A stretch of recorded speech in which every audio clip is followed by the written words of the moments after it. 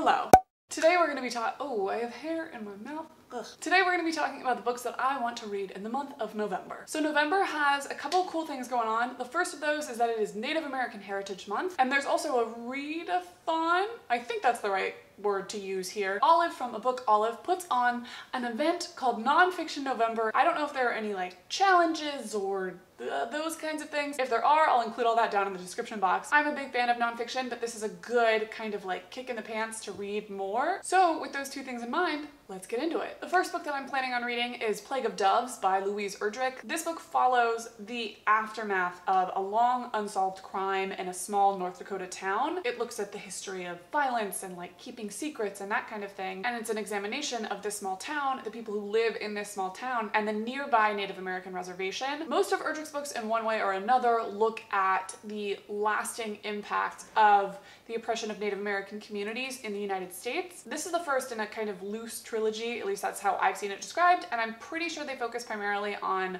Ojibwe people. Erdrich herself is an enrolled member of— I'm gonna look at this because otherwise I'm gonna get it wrong— the Turtle Mountain Band of Chippewa Indians. So this is Own Voices. I read and liked her most recent book, which was Future Home of the Living God. I wasn't totally over the moon about it, but I liked her writing on just like a sentence by sentence basis enough that I do want to kind of get into her backlist a little bit. So I thought this would be a good place to start. Next, I want to finish an audiobook that I've already kind of started. I'm not very far into it. I'm like 20 minutes in. What I am talking about is The Cadaver King and the Country Dentist by Radley Balko and Tucker Carrington. This book looks at the intersection of junk forensic science, institutional racism, and structural failures in the Mississippi court system. There were two men there. One was a coroner and one was a dentist who like claimed to be really good at identifying bite marks, but then also claimed to be good at identifying all these other, what we now know to be junk science, forensic things. And it looks at how their like success, I guess you could call it, led to so many wrongful convictions of innocent people and to actual criminals not being brought to justice. My understanding is that it's largely centered around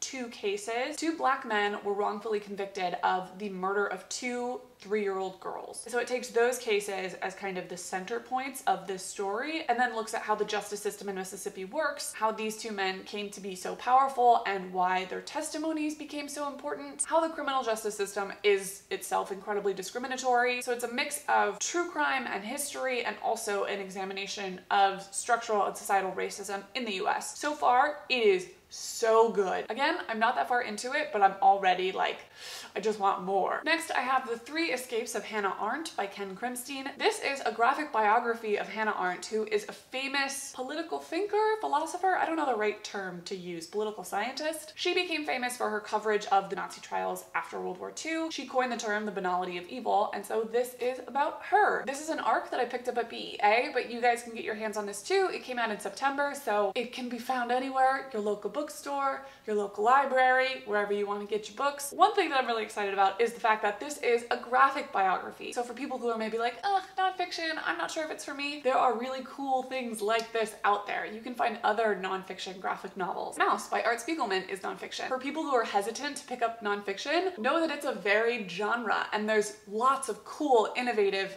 engaging things created under the umbrella of nonfiction. Mine is in black and white. It says on the cover here that the final version of this is in 2-color. I don't know what that means, so take that for what you will. Next, I have The Thief by Megan Whalen Turner. This is a series that I started back in high school. So that's over a decade ago that I started high school. Time is terrifying. This is a high fantasy series that's set in a world inspired by ancient Greece, or just like Greece geographically. I don't really remember what the time period vibe was. In this, we follow a prodigal thief who has been caught, and he's been told that there is one way to gain his freedom, and that is by stealing an object out of myth and legend on behalf of the king. So he goes out to do that. I'm so excited to dive back into this. There are 5 books total. The 5th one came out really recently, I think like within the past year or so. I've read 4 of them. It has been a long time between when book 4 came out, which is A Conspiracy of Kings, I think is the name of it, and when book 5 came out. So I want to get refreshed, all caught up, and then dig into the new book in the series. Next, I have One Person, No Vote by Carol Anderson. This looks at voter suppression in the United States. The Voting Rights Act of 1965 has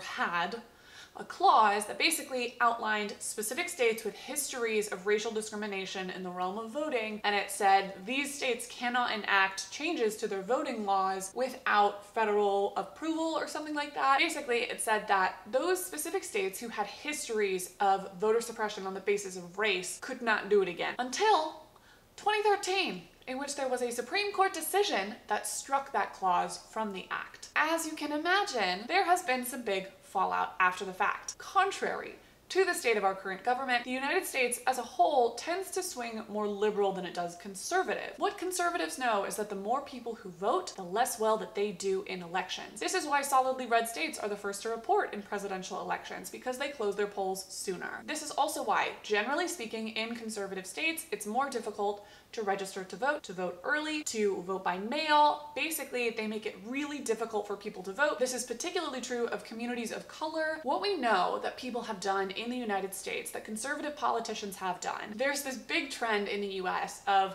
fear around voter fraud. There have been multiple government investigations into voter fraud in the United States, and they have all conclusively stated that it is not a problem. What is a problem is voter suppression. The way that that goes down is a mix of what I've already stated with like making it difficult to vote just logistically, but it is also through the requirement of specific IDs. So when you hear voter ID laws and how we need to have these really specific voter ID laws to prevent voter fraud, which let me remind you is not an actual problem in the United States. And what happens, and you can look this up because this is on the record, conservative politicians go out, they go to poor communities of color, usually black neighborhoods, and they do research on what types of IDs those people are most likely to have, and what types of IDs those communities are least likely to have. And when they find out what type of IDs those communities are least likely to have, those are the only ones that you can use to register to vote. So it's shady as shit, it's fucked up, it's aggressively racist, and it is a huge problem today in the midterm election. You have things like purging of the voter rolls. In some states, it doesn't even matter if you are registered to vote. In Ohio, they are deleting the registrations of people who did not vote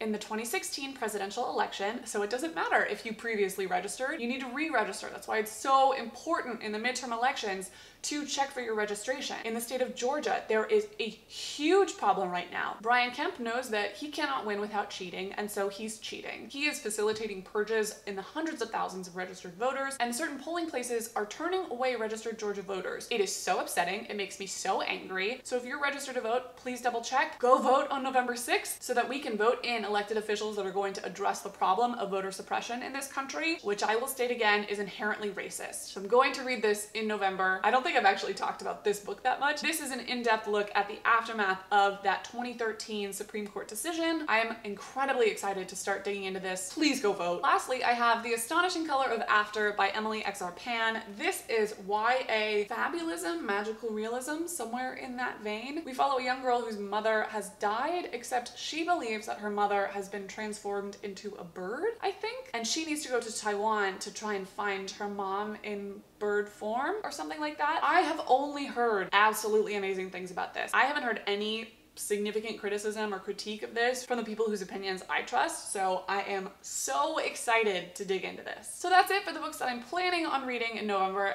As always, I will probably add in more books as the mood strikes over the course of the month. Let me know what you guys are planning on reading in November. If you like this video, give it a thumbs up, hit subscribe to see more of my face. You can find me on Twitter at possiblylit and on Instagram at possiblyliterate, and I will see you next time.